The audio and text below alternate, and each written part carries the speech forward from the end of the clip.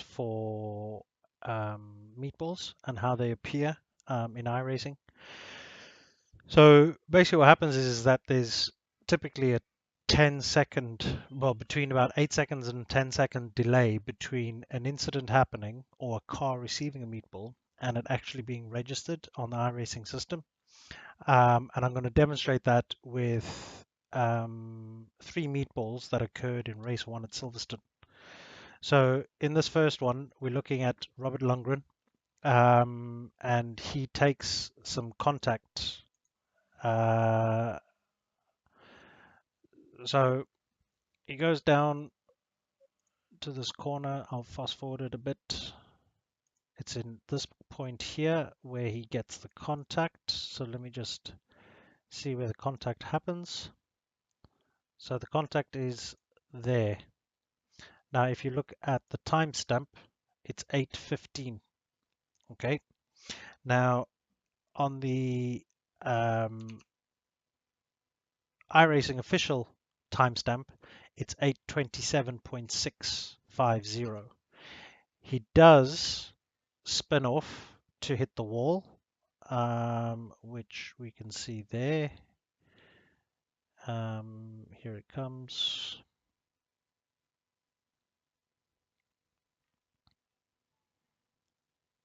So he makes contact with the wall at 8:18. Now that there, the contact with the wall is his meatball. That is what causes his meatball. Obviously, the whole cause of the whole thing would be the contact, which it's, in my opinion, the red car's fault for sort of diving up the inside. Yeah, definitely, because he's already turning in at the point. So there isn't an overlap when he starts turning in. So you can see there, he starts making his commitment for that apex. And this car here, he may have an overlap. I'm not too sure, but that's not what I'm debating anyway. What we're looking at is when the meatball occurs on the vehicle and when it registers. So that there would be his meatball, and the timestamp is 8:18. And as I said before, the timestamp on the meatball as iRacing records it is 8:27. Now this is the same for the next meatball, which is another driver.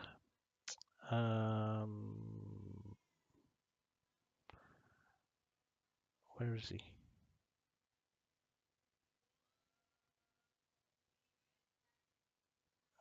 Oh, sorry. So on the very next lap, this driver ends up getting a meatball as well. Same corner. Oh no, might be the one after that.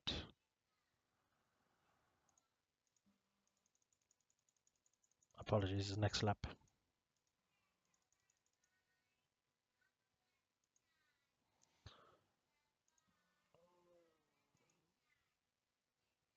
So again,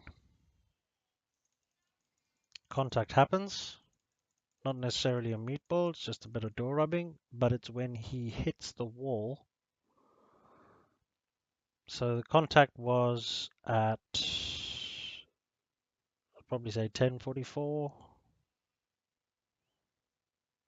slightly short of 10:44, and then the wall contact is 10:47. His timestamp is 10:57. So as you can see, both are quite accurate in terms of having around about a 10-second delay for the meatball actually being stamped. Now, the reason for showing this is because I was involved in an incident in the first lap where there was multiple contacts.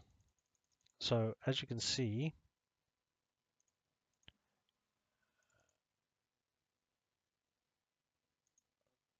here it comes. So the car in question is this one here.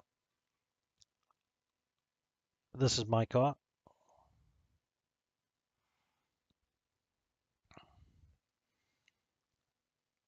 This car leaves the track surface,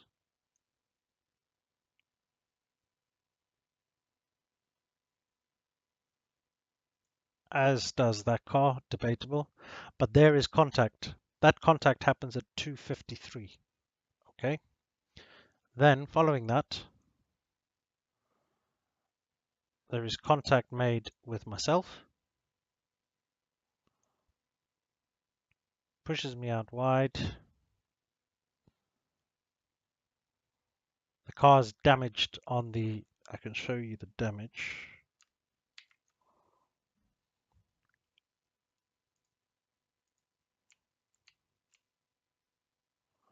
My left tire is pushed in, which unfortunately I don't know at this point. Sorry, my right front is pushed in. The left-hand side is fine, so to turn right is not an issue.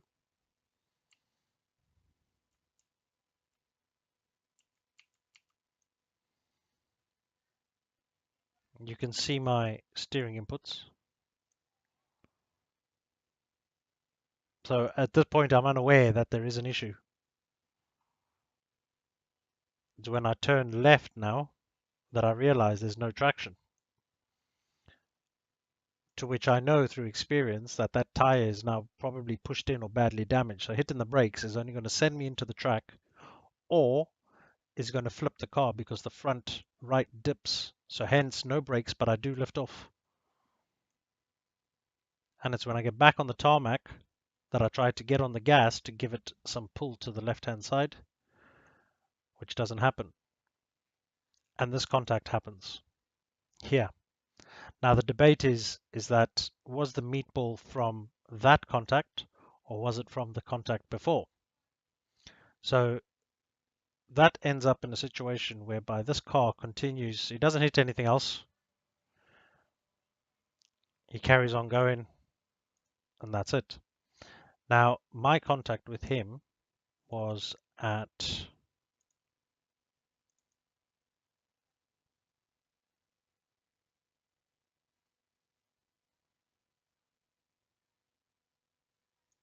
there, 2:59. The meatball is registered at 3:03. Now that would be in 4 seconds, whereas the previous contact would be at 2:53, would be synonymous with the previous two examples that I showed you of 10 seconds. So I believe that the meatball is not through my causing, it is in fact through Joe McDonald's causing, which is this car here who left the track.